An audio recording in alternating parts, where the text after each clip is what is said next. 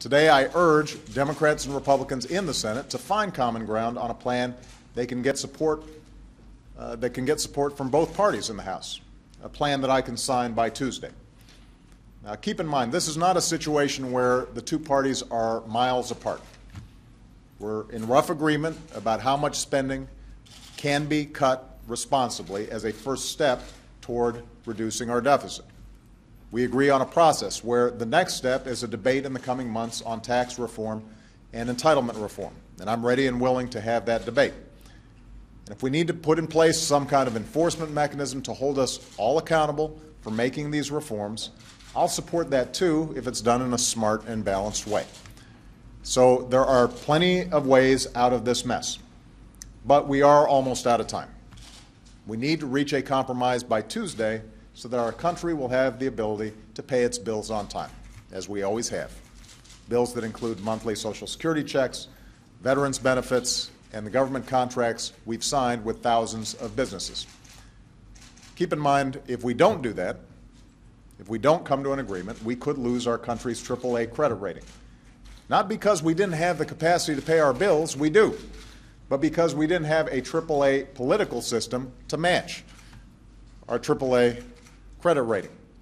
And make no mistake, for those who say they oppose tax increases on anyone, a lower credit rating would result potentially in a tax increase on everyone in the form of higher interest rates on their mortgages, their car loans, their credit cards, and that's inexcusable. There are a lot of crises in the world that we can't always predict or avoid. Hurricanes, earthquakes, tornadoes, terrorist attacks. This isn't one of those crises. The power to solve this is in our hands. And on a day when we've been reminded how fragile the economy already is, this is one burden we can lift ourselves. We can end it with a simple vote, a vote that Democrats and Republicans have been taking for decades, a vote that the leaders in Congress have taken for decades. It's not a vote that allows Congress to spend more money. Raising the debt ceiling simply gives our country the ability to pay the bills that Congress has already racked up. I want to emphasize that.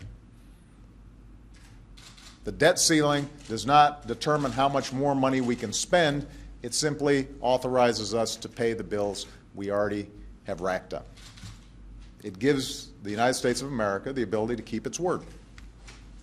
Now, on Monday night, I asked the American people to make their voice heard in this debate, and the response was overwhelming.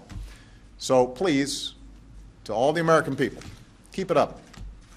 If you want to see a bipartisan compromise, a bill that can pass both houses of Congress and that I can sign, let your members of Congress know. Make a phone call, send an email, tweet. Keep the pressure on Washington, and we can get past this. And for my part, our administration will be continuing to work with Democrats and Republicans all weekend long until we find a solution. The time for putting party first is over. The time for compromise on behalf of the American people is now.